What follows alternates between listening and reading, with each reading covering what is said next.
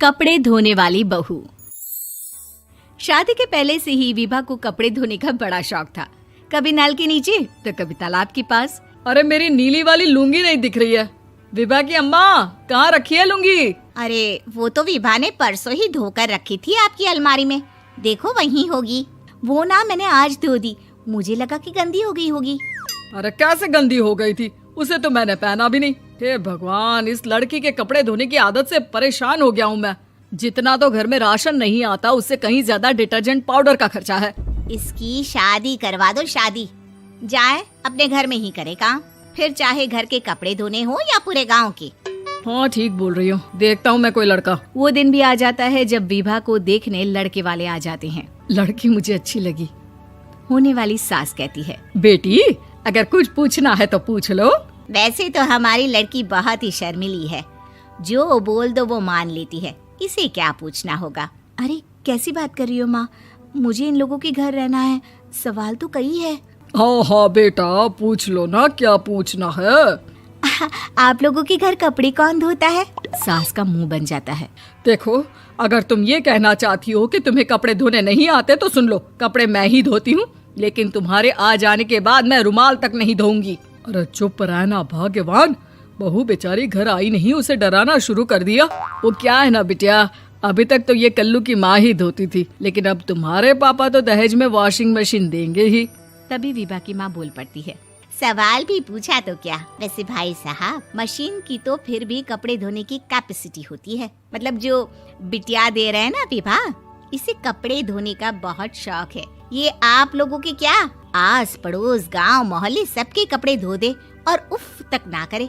बाहर देखा नहीं आपने कितने कपड़े सूख रहे हैं?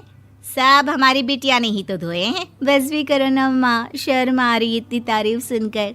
और तो और एक दाग निकाल कर दिखाओ तो मान जाओ। हाँ अच्छा, माफ करना बेटा, मैंने गलत समझा।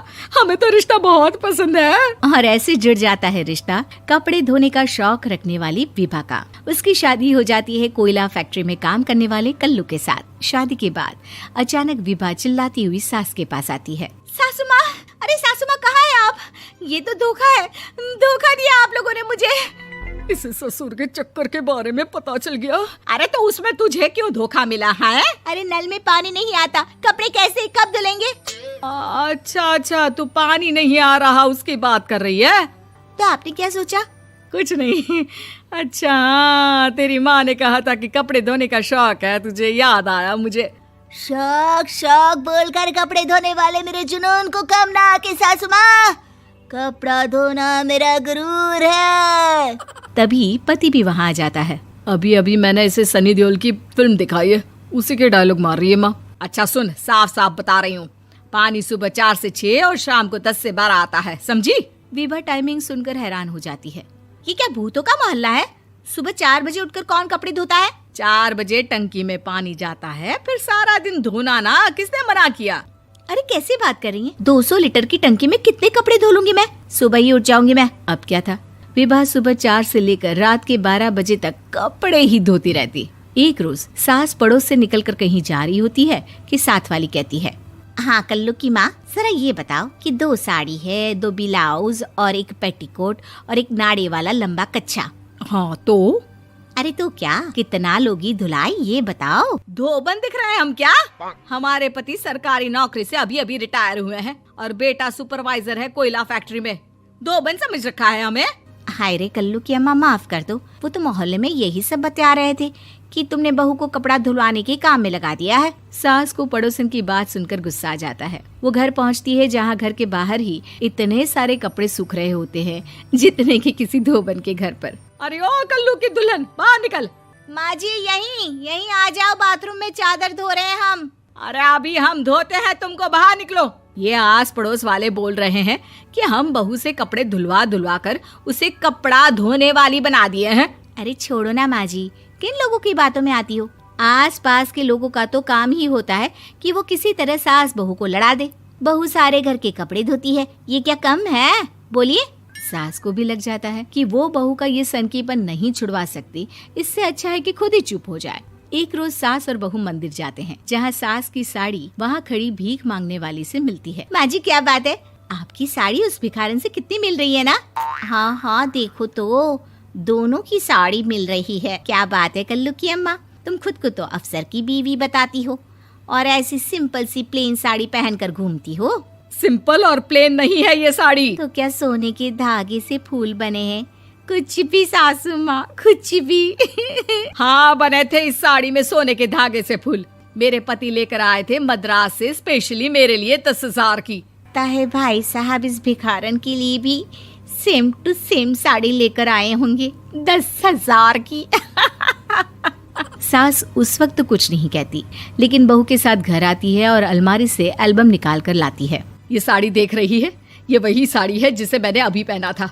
इस साड़ी में ये जो चमकदार फूल दिख रहे हैं ना, ये सोने के धागों से काटे गए हैं। लेकिन तू लोकल वॉशिंग मशीन ब्रश से घिस घिस कर सारे फूलों को निकाल कर साड़ी प्लेन कर दी। मुझे माफ कर दीजिए सासू माँ। और तो और, जब मैंने तुझे तेरी गलती के लिए कुछ नहीं कहा, लेकिन तूने तो सबके सामने मेरा मजाक ही बना दिया। क्यों? बहू को समझ में आ जाता है कि अब से उसका कपड़े धोना बंद।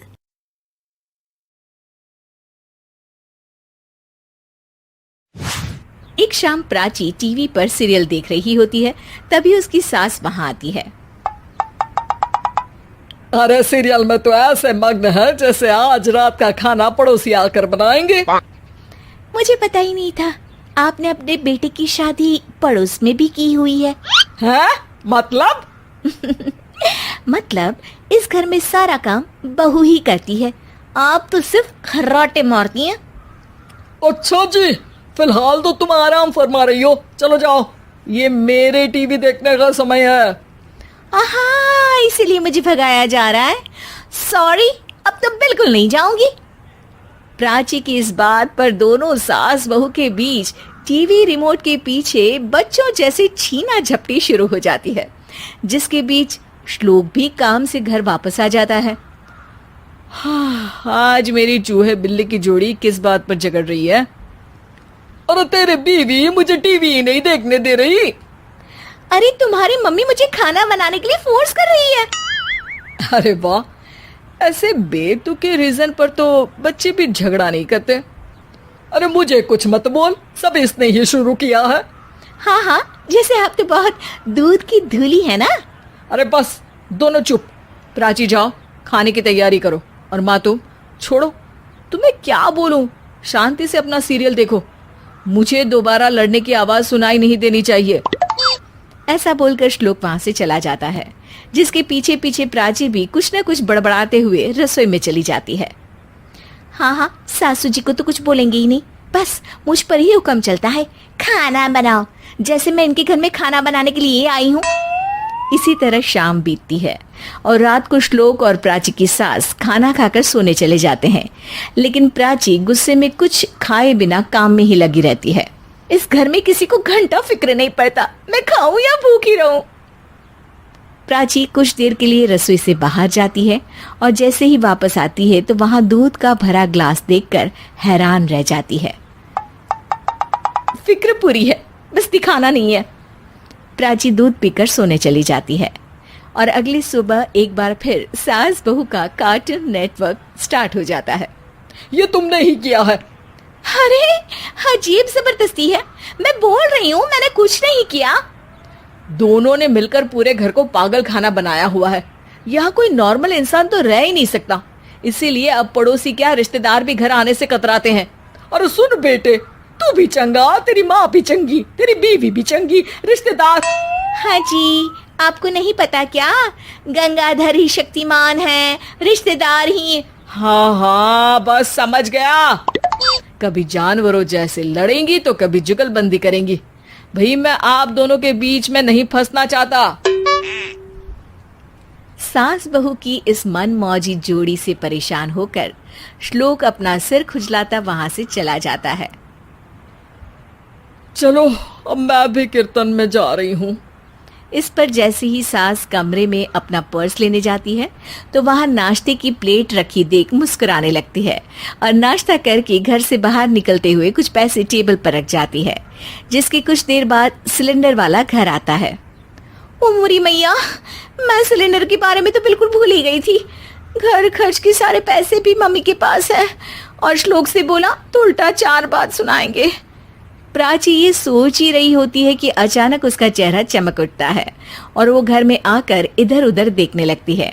तभी उसकी नजर टेबल पर रखे पैसों पर पड़ती है जिन्हें वो सिलेंडर वाले को दे देती है। ये सब श्लोक देख लेता है।